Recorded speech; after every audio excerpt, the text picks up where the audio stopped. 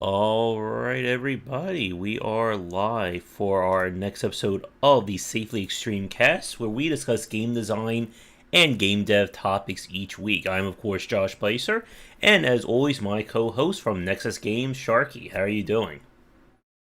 I was doing really good until I found out this news for the topic today. Mm-hmm. we're One last, end of the year, happy note, right? yeah. Technically, this is remnants from 2018, but it's like this is like 2020 material right here. Mm-hmm. Hey, Ryu. Yep, we have another very interesting topic we're going to be discussing. For those of you watching this, we're going to be talking about the CVAA law and what it means for video games to require to have accessibility settings. What that means and what you have to understand as a developer when it comes to accessibility and what separates it from approachability. That's been a topic we've discussed here in the past. But Yeah. And one thing we need to clarify before we even get started is that we're not lawyers. mhm.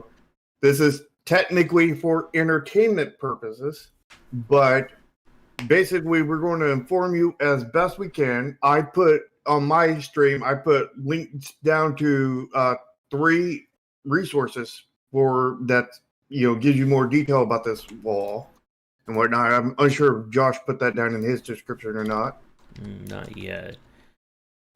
Let's see. But I will But update as you're talking. yeah, but the this is a law that affects even indie developers. Mm-hmm. And you know, the worst thing about this law is it's a subjective law.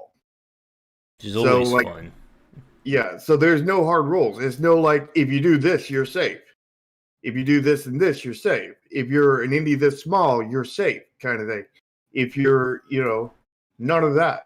It's if you can be screwed in many different ways without even knowing what's even Mm-hmm. going on. Which fits with kind of a lot of the talks we've had, where you can ruin your game without knowing why you ruined your game. Mm-hmm. Let's see. It's going. Hopefully, we'll get people to watch this live. Again, we are. For those of you watching this record right now, this is the Sunday before Christmas, and I think everybody is getting into holiday mode. Do you know what holidays are, Shark? We're supposed to take off for those. Is that thing where you go to the water and annoy sharks? I guess so. Yeah, I hate those kind of times. Yeah, it's going to be a very weird week, I guess, in terms of getting people to watch, video game related. So we canceled the roundtable, sadly, because holidays plus busy schedules makes it very hard to justify, wrangling in everybody for an hour and a half discussion. Yeah, and I really hope a lot of people see this one because this is super important and applies to pretty much every game developer out there. Hey, Mike. Let's see. Anything else going on before we get started with our main topic? Let's see. I did post the cast we did with Mark about Nox Arcadis, which I think was a really great cast. Did you have a Yeah, chance to see that one yet? I think I've seen that one live, Mm-hmm. Let's see. and there's more CD Projekt Red news in there. They censored an entire game Mm-hmm. by removing it from the store.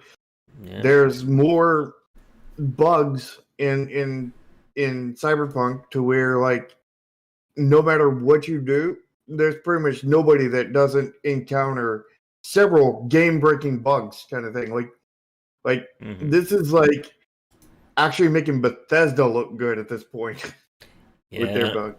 And I have a post I'm writing about what the failure of Cyberpunk's really going to really mean for AAA development. That maybe I'll post for the holidays. That'll be my little Christmas present for everyone. But CD Projekt Red is indie according to a lot of people. Oh yeah, they're an indie with how many people worked on that game? Like 400 people, 400 indie developers. And not to mention their corporation that has to answer to boards and all this Mm-hmm. other stuff, and they're not in control of their own thing. Do we have a board we have to answer to? I mean, it's the masochism and shark board. There we go. And yeah, as Shark was saying, yeah, so GOG was going to put up the game Devotion, which was taken off of Steam due to, I think they were doing something that pissed off China. They had like a picture of the Chinese leader or whoever like runs things. No, And there's a picture of Winnie the Pooh. oh, and that was in reference, if I remember right. Like that's supposed to Mm-hmm. be something like that. And they were all set to go up on GOG, and then they decided to turn down the last minute. So I guess GOG and Blizzard are in the same place, right? Yeah. Mm-hmm. uh, And definitely a very weird time for CD Projekt Red. I guess this is that case of, what's that meme about, hold my beer? Like, Blizzard was going to be, like, the one causing all the trouble, and then CD Projekt Red decided to jump in. yeah. And it's really ironic after everybody talked about how consumer friendly they were and all this other stuff. Mm-hmm. And everything I brought up about it is like, there's this whole wise monetization thing that they said that we still have not seen what that is yet. And I'm expecting a big drama when that comes up, because everything that's shaping up in here is looking like they shifted the design to GTA. So what if they shifted the monetization to GTA's online monetization too, but worse? Mm-hmm. I mean, that would be wise monetization indeed, and would very much follow everything they're doing so far. And I'm waiting for that to pop up, because something's going to come out when their wise monetization is revealed. Yeah. And I know Thorne was talking about how there's a rumor that developers are going to try and do the MMO model again because of all the flack about free to play and monetization like that. So that could be Yeah, something interesting. Riot Games is getting into the MMO model. Oh boy. Yep. So we'll have a new China MMO. I thought that's Valorant. No, Valorant, isn't that a first-person shooter thing? MMO, I like, isn't it like Overwatch or something? maybe I know like Riot's been like trying to put out like they're really trying to push the whole League of Legends Riot Games brand. There's a Slay the Spire looking game coming from Riot, I think, next, or they're publishing it. Hmm. A League of Legends story. One of these days, we do need to have a talk about branding and kind of lore when it comes to some of these games. Because I have a lot to say about Fortnite on this topic that bothers me. I think we need to, maybe we can call Jack in, because, Jack loves Fortnite. Yeah, that's what I was about to say. Get Jack in on it. And one of these days, I do need we need to get Tomo on for one of these shows too. Yeah. To Mojo's comment, I thought it was good. It seems like it's a game better for co-op than I think single players because of the fact you're having to manage 2 or 3 people at the same time. Mm, Oh, that sounds let's. harsh. And I guess next week will have to be our end of the year wrap up show because, yep, it will be the last show of 2020. Yep, it's hard to believe that 2020 is going away. Or just It, becomes 2020 plus one. yeah, it'll be 2020, the sequel. Mm-hmm. That And was and good, today's Mojo. today's podcast is going to be very much that. But Mm-hmm. ironically, this stuff didn't happen in 2020. It happened in 2018, and nobody knew about it. Pretty much, as far as I know, the person who told me thought everybody knew, and everybody I've talked to had no idea what it even is, even now that they see it. Which is always a great sign. Yep, it seems like a thing that most AAAs would know, but any indie is probably not going to have a single clue. and it applies to indies. Mm-hmm. It applies to digital-only games. It applies to physical games. It applies to every game. Mm-hmm. But depending on how much it applies, will depend on what your game is. If your game has any kind of chat system in it, aka multiplayer, this applies especially hard to you, like it does to me. Mm-hmm. And apparently, I'm going to have to register with the FCC before I even release my game. Yep. And we'll talk more about that, I think, in the next minute or so. Before we do that, any more news other than that came out? Again, like CD Projekt Red will probably be in the news for some time with all the shenanigans. Oh, the big thing, of course, is that it has been officially removed from the PSN store for the PlayStation 4 version, which that if that isn't a huge strike, I don't know what is. Yeah, I think Microsoft did too. Let's see. I know they're both offering refunds, and CD Projekt Red is offering a half-assed refund. Mm-hmm. Their CD Projekt Red's refund is, yeah, you can refund it within the next week, kind of thing. But if you wait any longer than that, we're not offering refunds anymore. But at the same time, they're saying, hey, why don't you wait a month and let us get some updates in there before you refund the game? But we can't wait a month because you're not going to give us a refund after the next week. Mm-hmm. I think that's a catch-22 right there. Yeah. So jump on those refunds, and if they get those they get something workable in there by next month, then I can pretty much guarantee you, with all the bugs in there, there is no way they're going to get that remotely into any kind of shape in next month. Mm-hmm. Maybe next year, but next month, no, absolutely not. Because there is so many game-breaking bugs in there that it's crazy. Yep, and it's, again, I think this is one of those things that I may have to put this in the post I'm writing as well, that people really latched on to CD Projekt Red over the last few years. I know so many people became obsessed with them after The Witcher 2 and, of course, The Witcher 3. And, of course, they all call them an indie studio. Uh-huh. But here's the truth. I remember them from The Witcher 1 and how horrible that game was when it was first released. I mean, it was bad. So bad they had to do a complete rebuild of the game to fix all the issues with the very first version of it. So, the people... And how long did that take it? I think it took a good few months for that. And then The Witcher 2 got Enhanced Edition, although I don't remember that one all that well. But we did do our talk about, the fanboy and fangirlism when it comes to the game industry and to certain developers. And,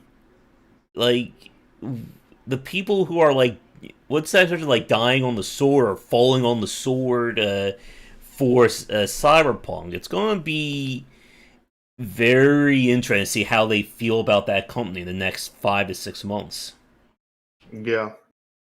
Yeah. And, I don't wish any ill will on CD Projekt Red or any other developer. But what they've done is completely uncalled for, and they should definitely get the raw deal that they've given everybody else. Mm-hmm. Just as we saw with Bethesda and as we saw with Blizzard as well. Yeah, although they did not get that much of a raw deal, sadly. Well, all CD Projekt Red needs to do is announce Diablo 4 and everything will be forgiven, right? You mean Cyberpunk 2? You mean Cyberpunk 2078? Yeah. Scott, and they also need to announce Witcher 4. Mm-hmm. Scott, did your son see the Witcher series on Netflix? I thought that was pretty good. Yeah, I know, Mojo.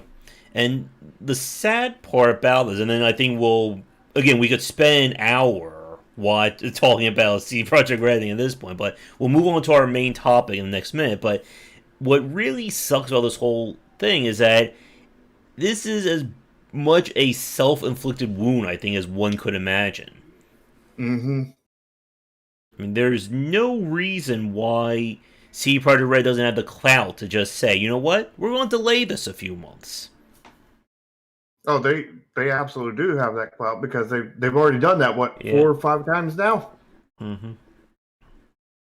But they didn't do it enough. Yep. So, um, oh, the games, yeah. Yeah, and again, as you know, that famous Shigeru Miyamoto quote, you know, a delayed game can, or I'm going to probably paraphrase it here because I don't know the exact one. A delayed game can become good. A rush game is never good. Mm-hmm. Yeah, so again, what are the whys to the developers watching? If you have to delay your game, it's better than rushing it out, especially in today's market where people aren't as accepting, I think, of rushed games anymore. Oh, no. I Mm. think there's only one exception to rushing your game. Mm-hmm. And this is very, case by case basis kind of thing. And it's a desperate final move if your studio is about to shut down. Yeah. That means that unless this game releases and makes money, then we're going out of business next month. And, of course, for solo indies who just do this as a side project or they don't have any money, Mm-hmm. specifically writing on it, that does not apply to you. Yeah. That only applies if you actually have a studio, active bills that you have to pay, and you don't have the money to make the overhead. Not you don't have the money to make the game that you want to make. You don't have the money to make the overhead. Mm-hmm. Your actual bills that already exist and continue to exist, kind of thing. Like you can't pay your rent of your building that your commercial building that you're renting, kind of thing. Like Mm-hmm. if something like that is the case, that is kind of the only case. And basically, because at that point, it doesn't, even if it fails, it doesn't matter because you're going out of business anyway. Yep. But if it succeeds, then you could potentially hobble your way back into a standing where you can actually survive for a limited time, and you got to push out, do everything you can to support the heck out of the game. Yeah. I think essentially at that point you are just essentially trying to fight a fire while trying to start more fires at the same time. Yeah, Uh, essentially. let's see. Oh, to Scott's comment, it really depends. Are we talking about a game that you're putting it on early access kind of thing, or you're just working on prototypes and you're trying to see which one works, to fully develop? Well, you did say infrequent updates, Either. so I would assume that he's talking about the other. I think the problem is, and this is something that I'm working on a video about, talking more about early access these days, is that people expect that if you're putting your game on early access, that your design should be solid. As in the very first version of your early access game, I should be able to enjoy your gameplay. Like if you Mm-hmm. release something that is unenjoyable, people aren't going to stick around for hoping that it gets fixed. Yeah, and also it's going to have to be polished too. Mm-hmm. And basically, if you're launching the early access kind of thing, it won't just be a prototype. It'll be like a alpha or beta kind of thing. Yeah. Preferably, like a late alpha or a beta kind of thing, Your core where gameplay loop should be done. I think it's yeah, very important. where you're adding more content, not necessarily changing what's there. Mm-hmm. kind of thing. David, that is the accessibility controller that Microsoft released, I think, last year or the year before that. Yeah. Now, Yeah. then the other part about the prototypes and everything. I mean, a fast prototype. There's a saying: "Fail fast, fell often," kind of thing. To where, and this is more programmer design kind of thing, where programmers will prototype something out real quick, test it Mm-hmm. out, see if it's fun, repeat over and over until they find something fun, and then once they find something fun, then they start building on it. Although, from a designer's point, if you're a designer, not a programmer kind of thing, then you probably want to, map all this stuff out on a game design document, and that's how you start out, kind of Mm-hmm. thing, and then you go straight into it. But everybody has their own methods that are best for them, Mm-hmm. and nobody fits into a box that I just kind of laid out. But it's a generality, and that's what we have to deal with here is generalities. Yeah. And yeah, like when you're trying to figure out what game you want to make, it's good to build a lot of prototypes. You, like we've said, if somebody can enjoy your game in a prototype stage, with no real art, no real aesthetics done, you kind of have half the battle done at that point. And then it's just refining and iterating on it. You don't want to wait until 2 years in development to realize everybody hates my game. Yeah, I remember a game like that on your channel. I think it was going by the name Project Triad. Sounds completely pay to win to me. Yeah, sounds like a neon continuum of Mm-hmm. events. There's some subtle marketing for everyone right there. But we do have to talk more. We can always talk more about early access and stuff in the future, and maybe that will be for another future show to do an update on that. But let's get to our main topic, because I think we can spend a good hour, hour and a half on it easily. So this has to do with. Let me get the exact name. Just saw it on the list. Where is it? Include digital storefront. I just saw it on this page. Are you Here it talking is. about the name of it? Yeah, 21st Century Communications and Video Accessibility Act is the actual name of this. And since Shark is the one who brought up the topic, I'm going to let him take the lead on the introduction here. So this is a law that came about in 2018, and it's controlled by the FCC rather, Mm-hmm. and it applies to all video games. Now, there were some waivers that were given out that basically either make you immune or give you some kind of immunity to the law. But those all expired. I think it was sometime early this year, Mm-hmm. around the time Corona really hit us. Mm-hmm. And if you, I don't think you can get one anymore, but if you already had one, I believe it would still apply in a limited effect to you now. But it would all depend on where your game was at on that date. Mm-hmm. And Oh, wait. basically, the summation of this law is basically a law that says that your game needs to be accessible to players, and it goes really deep into even people who cannot see. Which Mm-hmm. you think about people who cannot see playing a video Mm-hmm. game, and somehow being able to get it to be able to play it. That's a hard one. Yeah, and it's important to note that for a lot of these talks, as Shark said at the start, we are not lawyers. We do not have any legal backgrounds for this. And another major point is that when you start developing a game, when you officially start developing, it does sometimes affect whether laws will apply to you or not.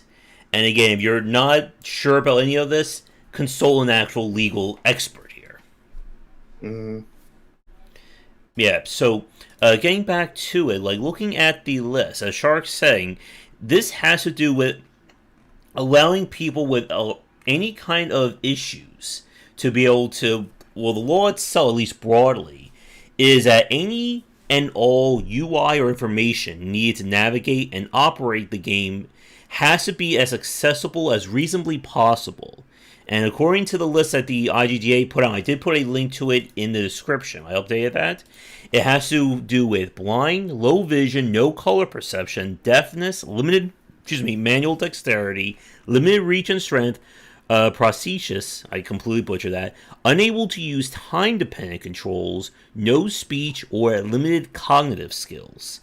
And as a bonus, there are two extra requirements. Avoidance of common epilepsy triggers, which really brings back CD Projekt Red in this talk, Mm-hmm. and the ability to pause any moving text.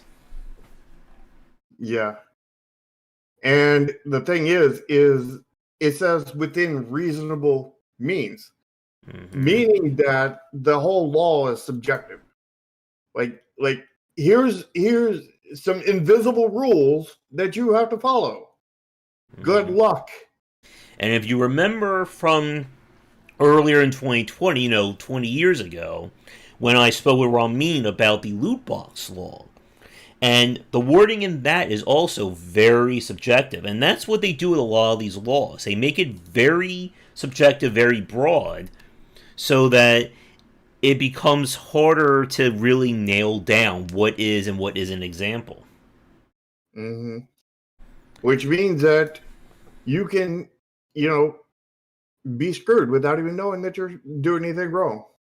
Mm-hmm. Even though you're trying to follow the rules. And basically, if somebody that hates video games like takes over the FCC, he can down pretty much almost every video game known to man that is sold in the U.S. And then guess what? There's basically no games that are actually sold in the U.S. Because it is very subjective. It's a subjective law, so they can apply subjective reasoning to it, and basically, unless you're like one game that completely nails everything in every way, and people who are blind can completely play your game in every way, you are potentially at fault, and they're I read in there that they're able to give you $100,000 fines per day, up to $1 million, which will be absolutely destroy any indie out there, and will absolutely not affect any of the AAAs at all. I mean, every indie developer has several $100,000 lying around, right? Yeah, all of them. Shark's sitting on a giant treasure chest right now full of gold doubloons. Yeah, it's from a sunken pirate ship. Yeah. So, looking at the list, they put out examples of each one of the kind of acts. 1 second. Ooh, voice is really dying. It's bad allergy season as we're finally getting to the cold here. So, the first one about operable without vision. So examples would be having a text-to-speech functionality, digital UI navigation.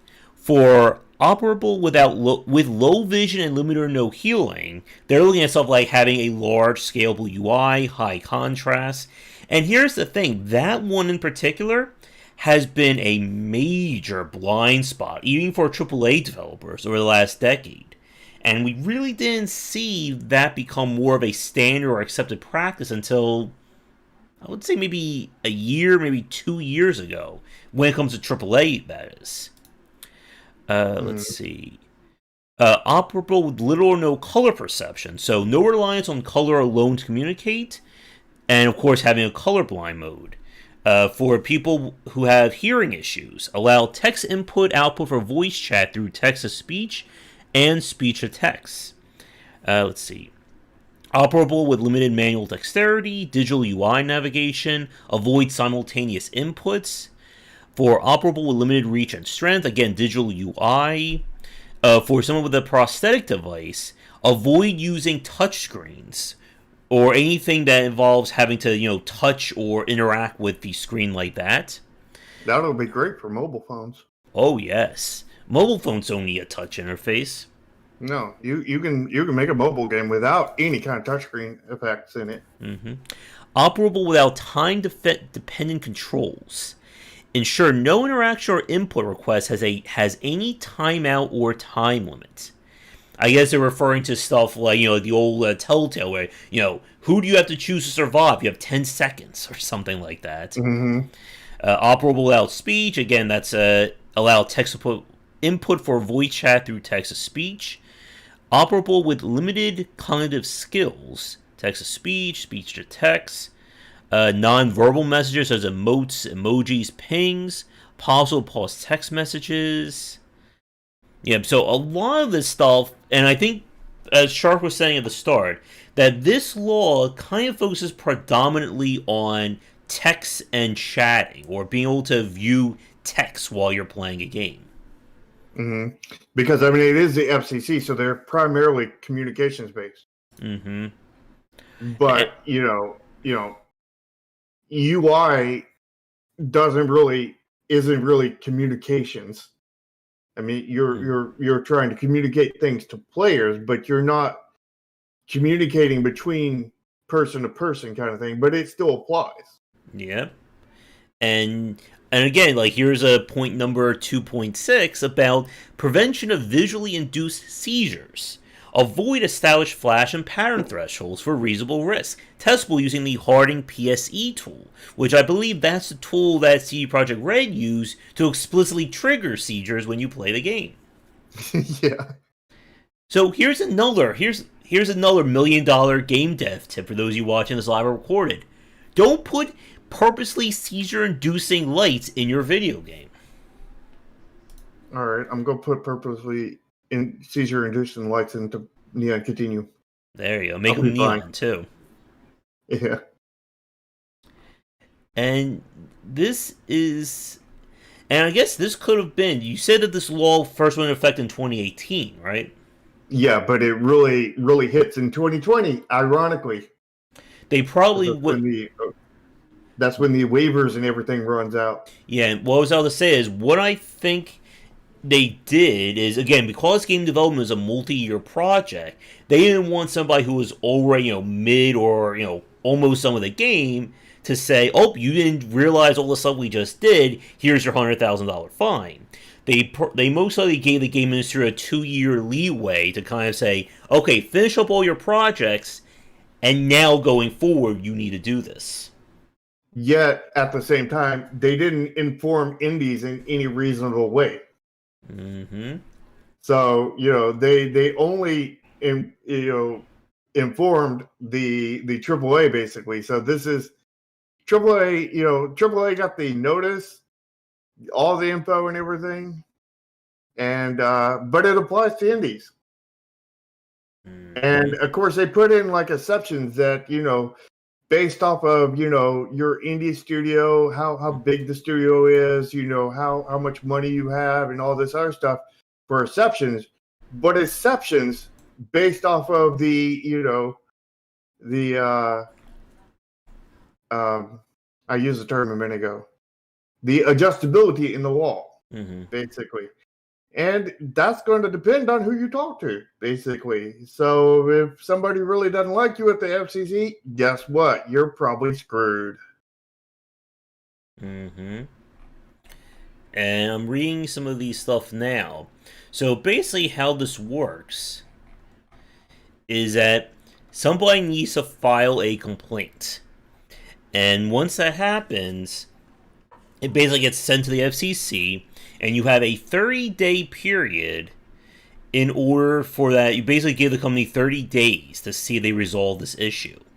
If that doesn't happen, then the options are either the consumer can close the issue, authorize an extension, or, let's see, they pay a fee escalate to a complaint, which they then, if they do issue an actual complaint to the FCC, then they will investigate that company. So basically, anybody who wants to start trouble with you can just file a complaint, pay the money, and you're in big trouble, even though you don't have money to address the problem. Yeah. And here's the paragraph that indie developers need to learn or take note of. However, this does not mean CVAA should not be taken seriously. The FCC has a number of means of persuading businesses who choose not to play nicely, including impositions of fines of up to $100,000 per day to a maximum of $1 million per violation. Per violation. So, if they get you on 5-10 violation, that's $5-10 million.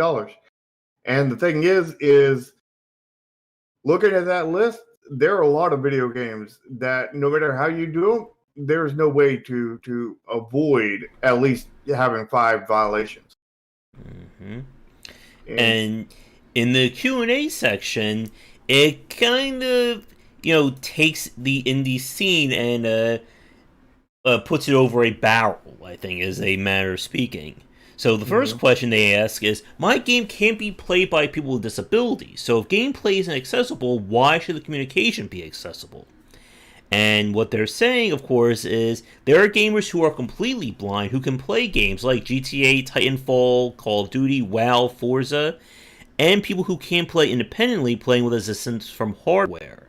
So their answer is, so while you could theoretically plead unreasonable expense to consider a certain demographic, you would have to be very sure that that demographic you're talking about categorically cannot play.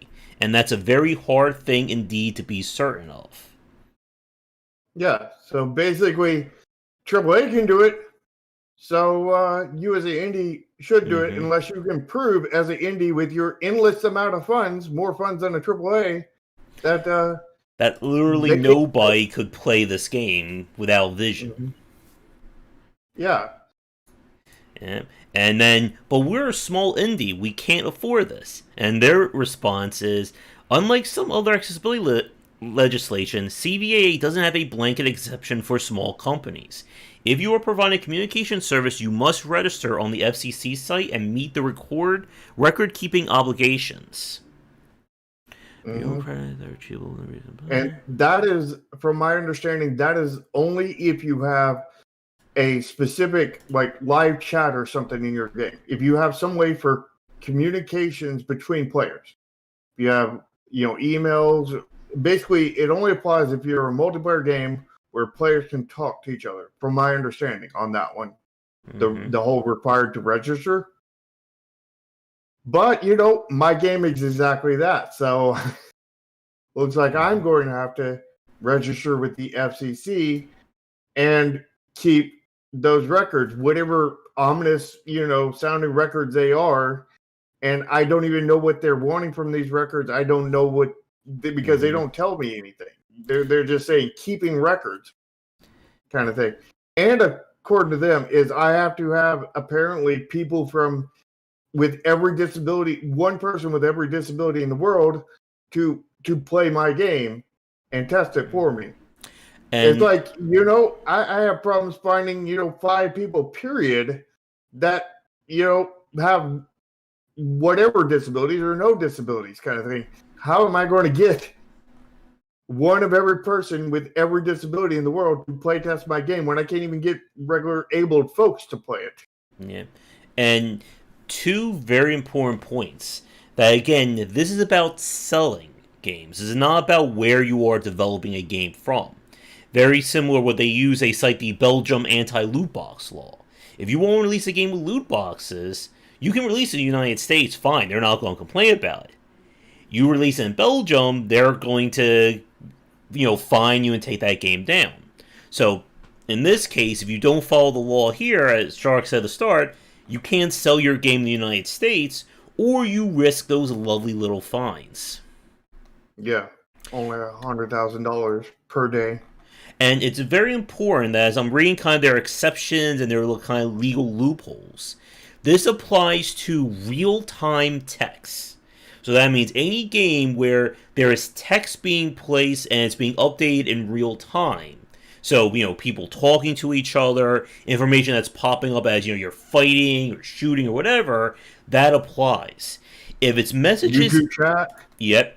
If it's a message, like they use the Dark Souls example, if it's a message that's left in the world that can be discovered, but it's not being done in real time, that doesn't apply to this law. Mm. And let's see, anything else? Well, this is mainly applying to stuff like color blindness. Color blindness, blind completely, Death death, as well, yep. Missing limbs. That's the main thing this is talking about. Yep, and this is focusing specifically on, as we said, about being able to get or understand text that's happening on a game. So, again, multiplayer is a very big point about this because in multiplayer games you have to communicate with people. Yeah, welcome to my world. Mm-hmm. They just got a whole lot worse. You're not making a multiplayer game, right? No, not at all. It's just solitaire. Yeah. Neon Solitaire. Actually, it's just Pong at the moment. Oh, there you go. And this is... Pong. And like we were... I think I want to go back to a point Shark said a few minutes ago, that nobody in the independent space was contacted about this.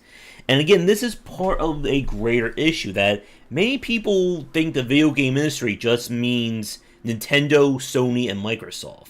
That's all video games right there. Mm-hmm. But it's still very much, we really don't have a quote-unquote, a union or a government body when it comes to the independent space. So there's no real way for people to get in touch with indie. Because what does indie mean? What's an indie developer, Shark? Somebody who does not answer to a corporation. Somebody who is independent on their own, and they make their own decisions and everything. AKA exactly what CD Projekt Red is not, because they have a corporate board and all this other stuff. They do not, they're not making their own decisions. The board is making the decisions for them. Like releasing the game way too early with tons of game-breaking bugs. Mm-hmm. And let me see. And again, part of this issue is that so many developers don't know these laws because, again, one, they don't teach you in game design. Make sure to check with the FCC when you're releasing a video game. Yeah. And they also don't tell you to register with the FCC before you even release your video game. Mm-hmm. But technically, pretty much any multiplayer game or any one that has a live chat is supposed to register with the FCC before they even release. And they're supposed to keep documents with them. And the thing is if you don't register and keep documents, you're automatically guilty. Yeah, it doesn't matter if you have the most accessible game in the entire universe. If you did not register with the FCC before you released it, and you didn't keep records with the FCC somehow, I don't know how that works, but I gotta figure it out. But if you don't do those two things, you are automatically guilty, meaning that the fines apply to you. Mm-hmm. And again, part of this is the fact that people can register complaints. So if you get somebody who really doesn't like you and knows that you are skirting that law, it doesn't take a lot for them to put in a call to the FCC about this. Mm-hmm. And we don't know any troubles on social media or anybody that wants to get games in trouble. This does make me wonder, with so many developers who really pushed for multiplayer modes, did they consider this? Like Among Us, do you think they have something with the FCC at the moment? I seriously doubt it. Yeah. I would bet you $100,000 a day to a maximum of $1 million for every infraction that they did not. Yeah. And one of the topics that I do want to talk about on a future show is what to do if you want what to expect when you're building a multiplayer game in today's setting, and this topic may come back up in that talk. Mm-hmm. And let's see, if Matthew's talking about the law itself, the FCC doesn't care about video games. They put that like in the Q&A. They care about making sure that people of all groups and all, various motor skills can play these video games or consume content.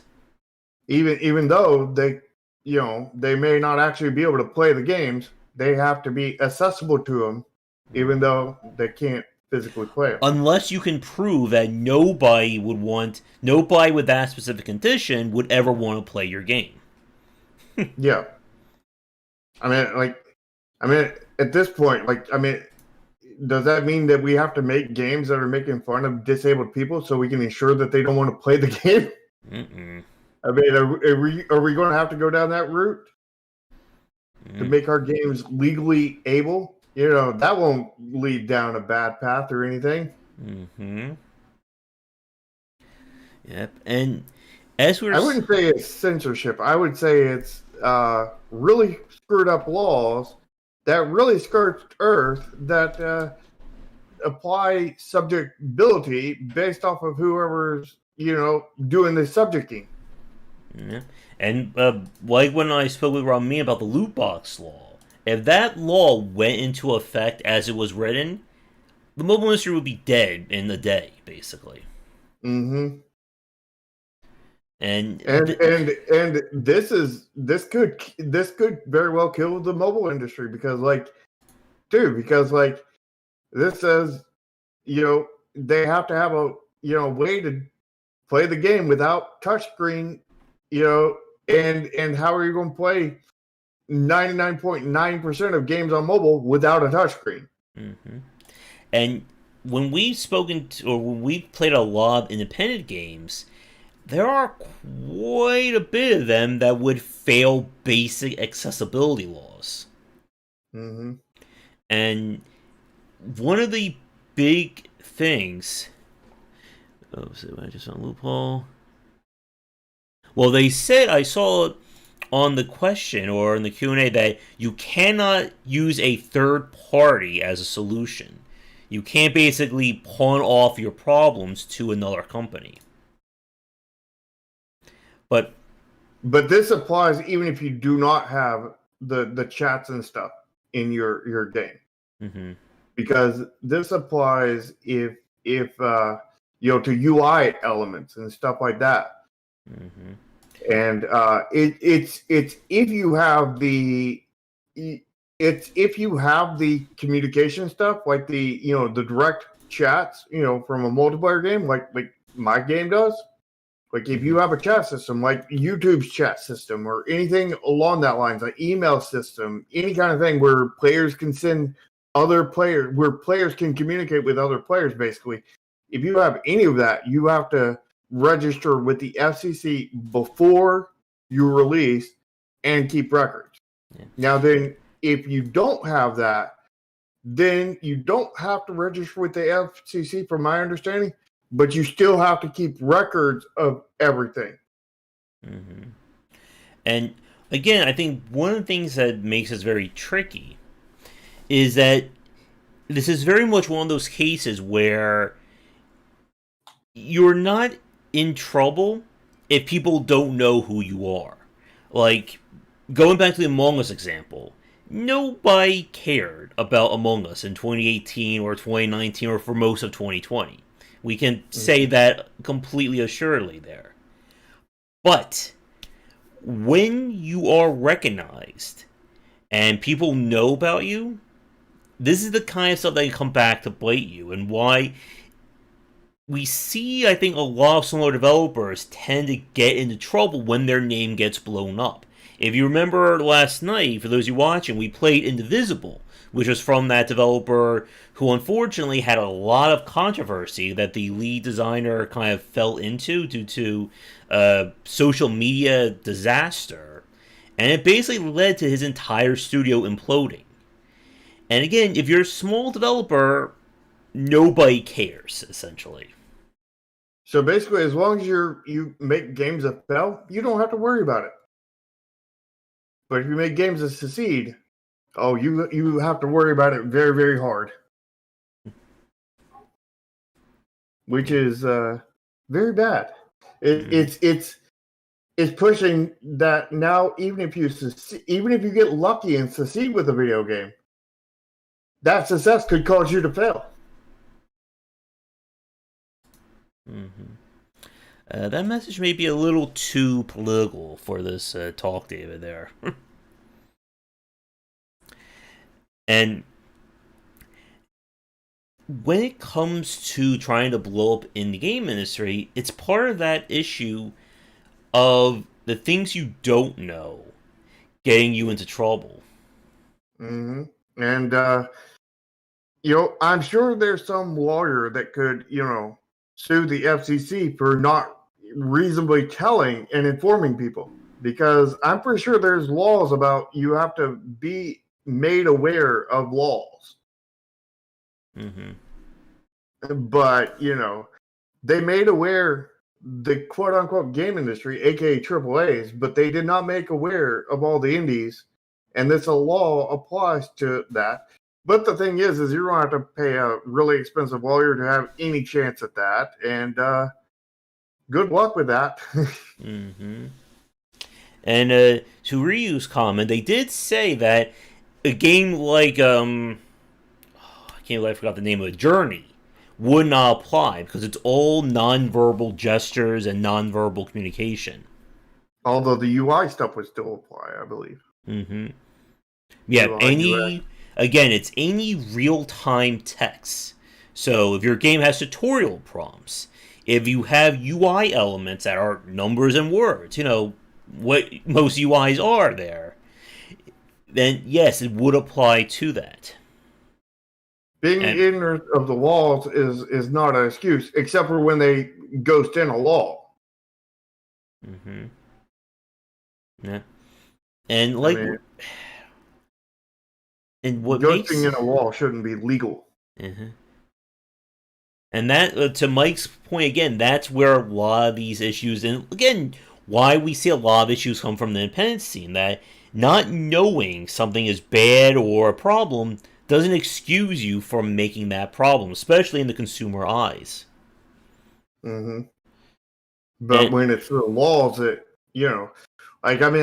as far as we know, yesterday, the color blue was made illegal. And now both of our streams just, are breaking the law right now. And we don't know about it because nobody told us about it. Mm-hmm. And if no effort was given to inform us of a law, there definitely should be something against that. Yeah.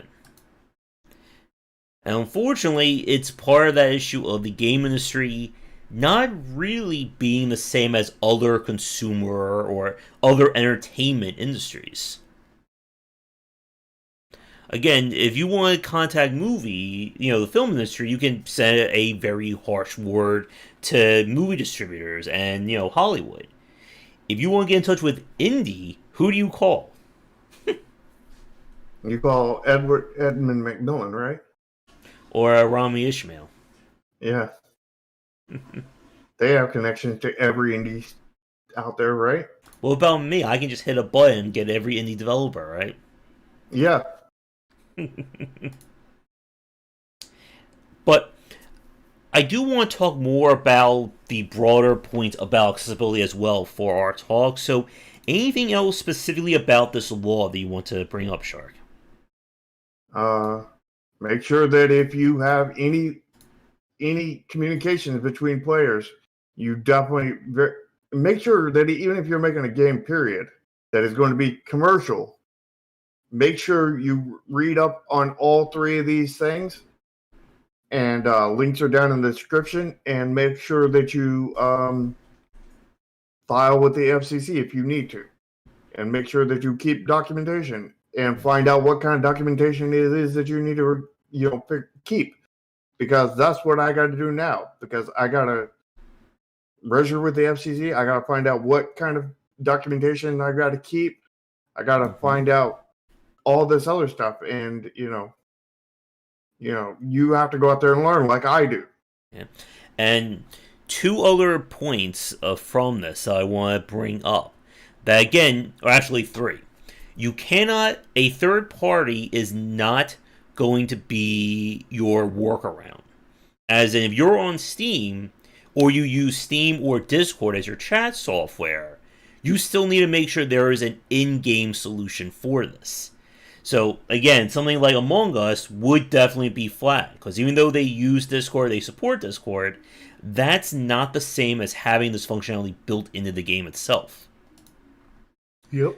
The other point, if the platform you are developing on does not have a solution for this, i.e. you're releasing your game on, I don't know, let's say you're releasing your game on GOG and they don't have chat software, I don't know what's in the latest GOG Galaxy, you are not exempt from this. And again, this is all about what is in your video game. And then the third point is... And that applies to engines too. Like if your engine does not support a thing, you're still held liable, not the engine. Yep. And then the third point is that if your game receives any substantial updates, you still have to remain compliant. So if, let's say, you developed a single-player game for the last, 2-3 years, and you decide, oh, what the hell, let's put a multiplayer mode in. Well, guess what? Your entire game is now on the hook about this. Or actually, it would be if you had any chat software or any kind of text in your game to begin with. Yeah, you're pretty much on the hook even on a single player game. Yep. But you're less on a hook. Because if as long as you don't have multiplayer with a system where players communicate with each other, as from my understanding, as long as you don't have to have that, you don't have to file with the FCC before you launch your game. Mm-hmm. But either way, you're supposed to keep track of these documents and everything, because whether you're single player, multiplayer, it doesn't matter.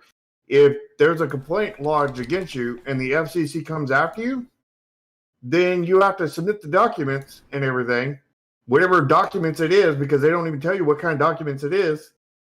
And if you don't have the documents, you're automatically at fault.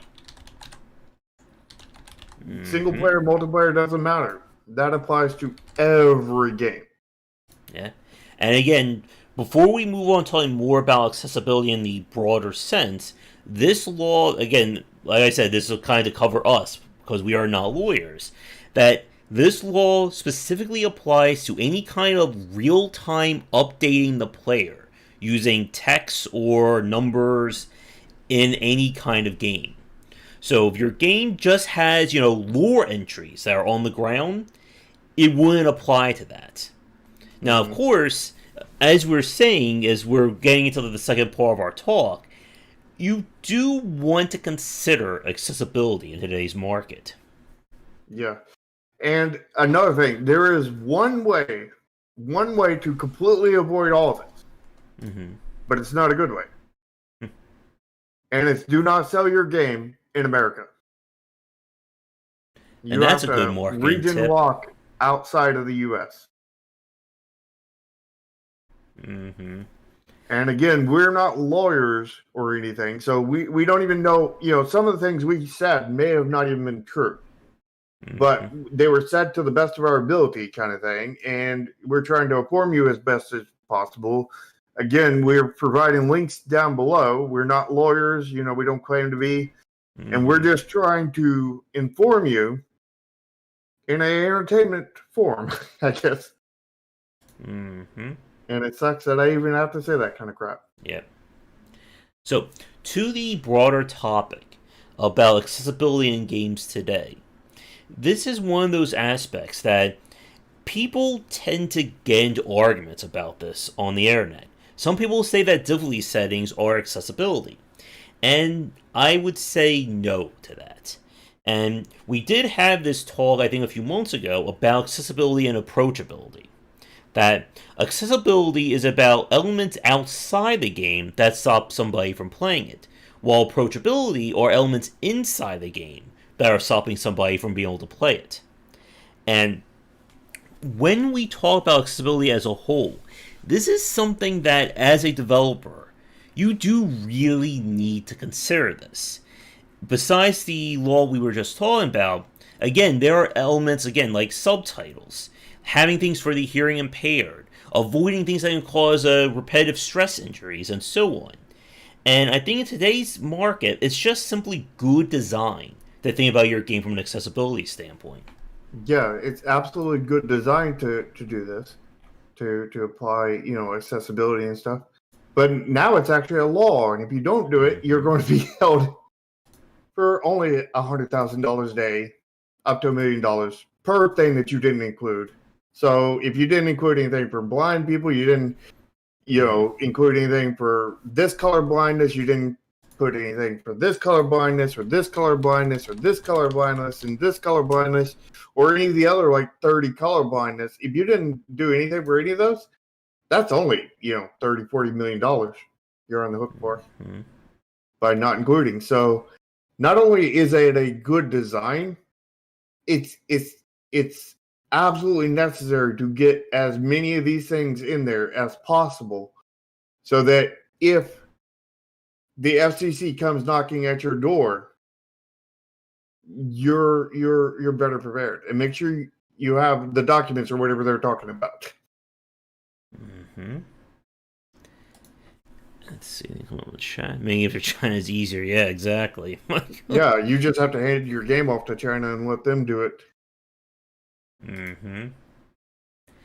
And you have to be very aware in today's market about just what it means to put out a game that people can enjoy and play. And one of the things that we saw over the last, I would say, 20 years have been developers trying to move away from elements that can make your game less enjoyable.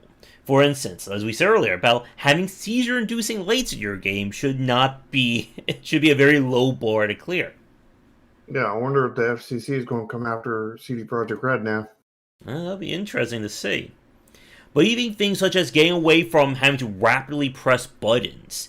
And one of the bigger ones, as we said earlier, is not having a UI properly scale or having a large UI option is a very big example of this. For instance, if you ever try playing a HD game on a non-high def television and the nightmare trying to read that text, because that was certainly fun trying to squint and make out what exactly the game was telling me.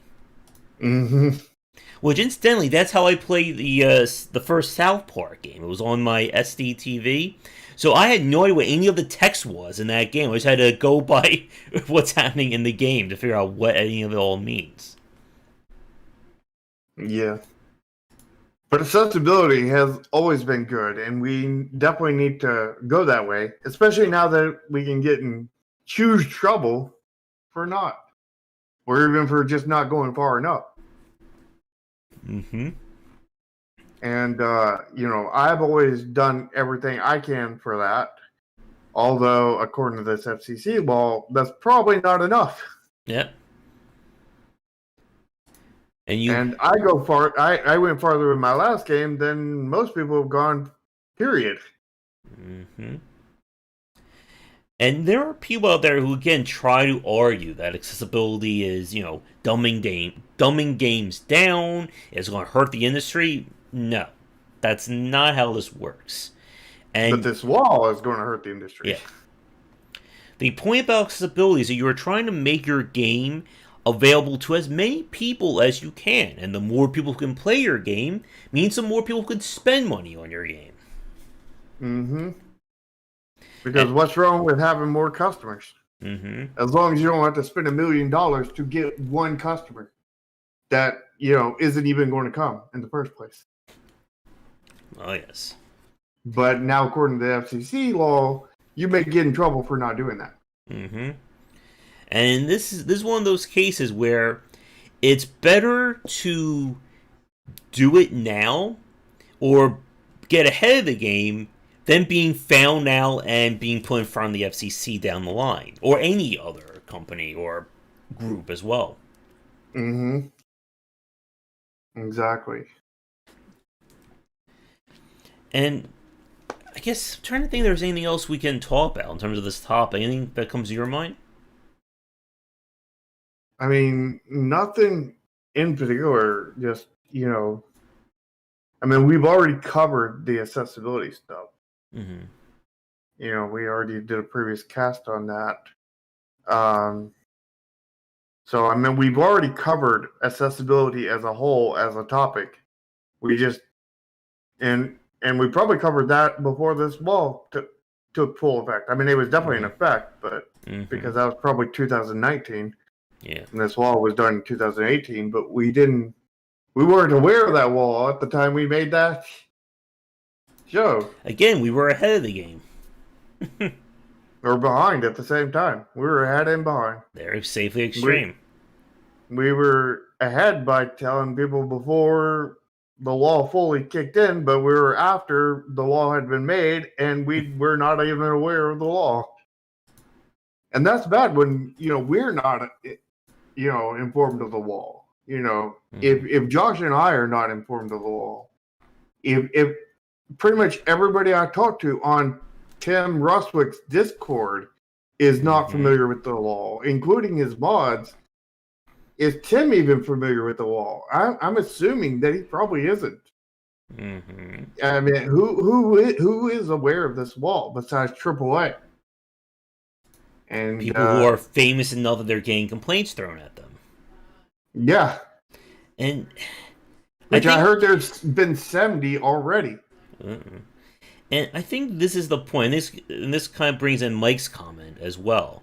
That smaller developers, like people who are explicitly, and I mean 100%, focus on a niche, most likely aren't going to have to care about this.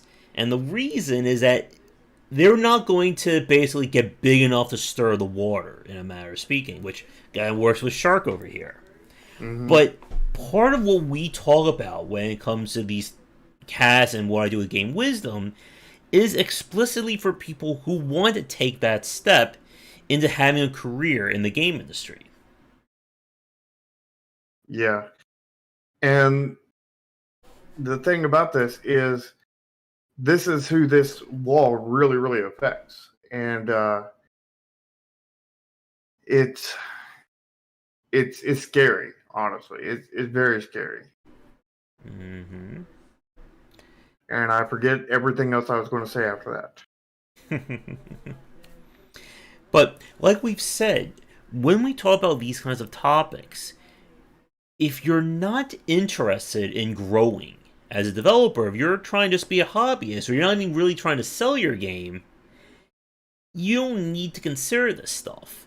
But as we've said many times over, a lot of our topics kind of intersect with each other. Because if you do one thing right, chances are you're going to be doing another thing right. And conversely, if you're doing one thing wrong, it means you're doing another thing wrong. Generally, mistakes lead to mistakes, and successes, when leads to successes. And you have to be aware. I think ultimately, when we talk about accessibility in this topic or in this space, you have to be aware there are people other than yourself who want to play your game. And while, if you are completely, you have no physical or mental issues whatsoever, you may not have to worry about this stuff. But if you're trying to build a market and build a fan base, it's stuff you need to consider. Even something as quote-unquote simple as having translations to other languages, as an example. And to Mike's point about, accessibility is a waste of time and money, I don't think it is. I think maybe some of it is, but not all of it. Like, I think a lot of things can be implemented very, very cheaply and fastly. But and that's what the law is taking in for exceptions is, based off the size of your studio, the money you have, and all that stuff. But it's subjective. It's subjective, to how they count that, and it's subjective to how they count everything. It's and that's the real problem with this law is it's all subjective. So they can hold, somebody who is a one-person studio that making their first game with no money, and they can throw the book at them because they say, yeah, your excuses only account for so much, and it only negates 1% of everything, and we're throwing the book at you, and you get completely screwed, and that's the real problem with this. It's a scorched earth rule that is subjective and is bad. Like accessibility is very good. And we definitely want that. We've been talking about that for a very long time. And there probably needed to be a law around it. But I don't think this is a law we needed. And again, one of the things about this is that it is far, and like again to this broad topic, it's easier to do this stuff early in your game. One of the issues that we see from a lot of developers is that they consider doing like text to speech or changing their UI 75% done their game's development, where it becomes a lot harder to integrate. And part of the reason why I think the FCC gave this 2-year leeway was for the fact that there were lots of games being in mid-development in 2018. But if you are considering building a game now, as in you're going to start designing a game this year or in 2021, this is the kind of stuff you need to think about very early into your game's development. Yeah. And it's also things that if you haven't released your game yet, you need to think out, because the FCC doesn't care if you heard about the law. Which I could easily make an argument against the FCC. I was talking to, my programmer about this. I was like, could I sue the FCC for having this law not accessible to me and my disabilities? I have anxiety disabilities kind of thing. And this whole law is causing my anxiety to go out the roof. So, they're not being accessible to my disabilities. So can I sue them for that? And the answer to that question is quite possibly. But you'd have to have a good lawyer. Oh yeah, every indie developer has good lawyers, right?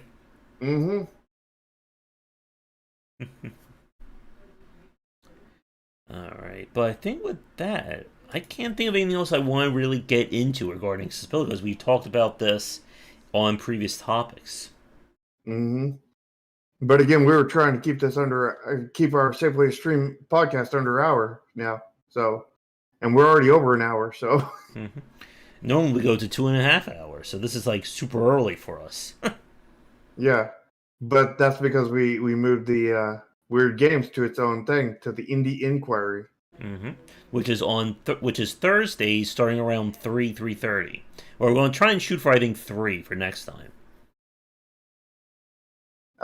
You can sue anybody, Matthew, as long as you have a lawyer. Well, actually, you don't even need a lawyer. As long as you go to court and file documents, you can sue anybody. And have money for it. Yeah, I think it's like $100. Good luck getting anywhere, though. Yeah. Especially against Google. You don't need a lawyer to fight Google. You need like an army of lawyers to fight Google.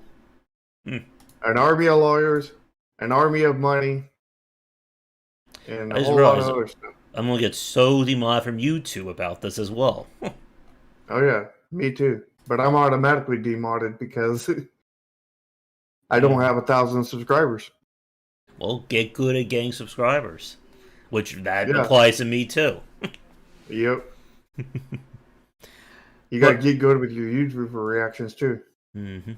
You need YouTuber reactions. You just need different shark pictures of various states of shock. Well, I have a bunch already. I should have honestly swapped to the facepalm shark for this entire one. There you go. This one's definitely very facepalmy. All right.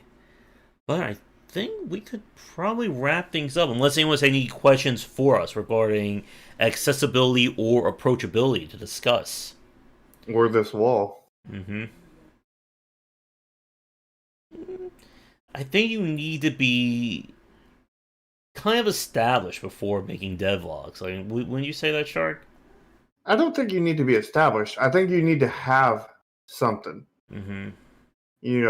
Something, you need to have something playable, Mm-hmm. at least somewhat playable and fun. You need to have a good prototype Mm-hmm. that's been tested and enjoyed Mm-hmm. before you start. Yeah. And I guess bringing this back to like CD Project Red into the AAA market, you really do need to consider what happens when your game blows up. Because just because it means you have more eyes on your game, so it gives you a greater chance of succeeding. But it also shines a light on any negative practices or issues that your game or your company has. Hmm. Just like the YouTuber awards, when somebody wins that, it shines a light on them, and any negative thing they have gets shined a light on that too. Mm-hmm. And then controversies blow up, and things go downhill. Mm-hmm. So don't let yourself go that same route. Be prepared for the light to be shined on you, Yeah. and remove as many negative aspects as you can from the game, including making your game as accessible as feasibly possible, Mm-hmm. and obeying the FCC laws as best as possible. It's better to cross your T's and dot your I's when nobody's looking, rather than being forced to do that. Hmm. And as we've said, a lot of, especially the independent scene, has been that struggle of trying to become legitimate. Because when you become legitimate, it means people are now looking at you. And as I said earlier, with like C Project Red and Among Us examples, those games should probably be fined by these laws right now. Should be fined, not fine, right? Yeah. They should be they should be having lots of issues because of these laws. And from what I've heard is, and this is in no way a like thing that saying that you don't have to worry about the FCC or that you shouldn't worry about this law. But from what I heard is that the FCC rarely goes after anybody. Mm-hmm. But that said, a lot of times, places like this want to make an example out of somebody. And even if they're only going to do it a few times, they're going to take somebody and they are going to absolutely break them and throw the book at them. As a warning for everybody else. Uh huh. And, and that warning for everybody else, they're probably not going to, they may not attack anybody after that point. But, if you don't be careful, kind of thing, you're going to be that example. And the thing is, this is good for your game, period. Accessibility is good for your game, period. Maybe, like the more accessible you can get, the better it is, but you have scope and all those other issues to worry about. So, like, I mean, and there's no actual safe area other than doing everything. Mm-hmm. So, like, I mean, it's all a risk. Yeah. And game development, how you succeed at game development is you definitely apply a very large dose of risk management. So you need to go and do as much risk management as you can if you want to be successful. And Mm-hmm. this wall different applies to that in several ways. But yeah, I think that's all I have. Mm-hmm. Alright, so I think with that, we will wrap things up for our show this week. For those of you watching this live or recorded, we will be back Thursday around 3 for our next episode of Indian Inquiries. And then Sunday, or next week's topic, should be, I think, our end of the year talk. We'll talk about some of our favorite games, big things we're looking forward to, and just kind of end 2020, I guess, with a very small whimper there. Yeah, and start 2021 with a other whimper. Mm-hmm. But and I'll be back on Tuesday on my channel for game stream. I'll also be back on Friday for my dev stream, which we have some really cool stuff looking. And Josh got to see one of those things this morning, and it's looking pretty awesome, I think. And yeah, join our Discord, and you get to see those cool things too. And of course, YouTube will get to see a lot of them as well. And it's looking like we're going to be on track to actually have a playable version for our dev chat on January 2nd next year. Right after the new year. And we're looking to start the new year off right with a playable version that anybody can play that is on our Discord and comes to our dev chat. So come there and play Neon Continuum in theory. As long as we stay on track, it should happen. But we've gotten off track so many times, so no 100% guarantee there, but it's looking very, very promising at this point. And of course, you can follow me on Twitter at Nexus Games INC1, and all the links to my stuff and Josh's stuff are down below, as well as the links to all the FCC rules and whatnot. All right, but you can follow me on Twitter at GWBeister, and as Shark said, join our Discords that are in the description if you want to talk game design or get more advice for game development. But yeah, just don't come to us for law advice. Yeah, no legal advice here. But we will see you guys later this week and come back for delayed discussions on game design here and on game wisdom, where we send the art and science of games. Until next time, everybody, have a great rest of your night. See ya.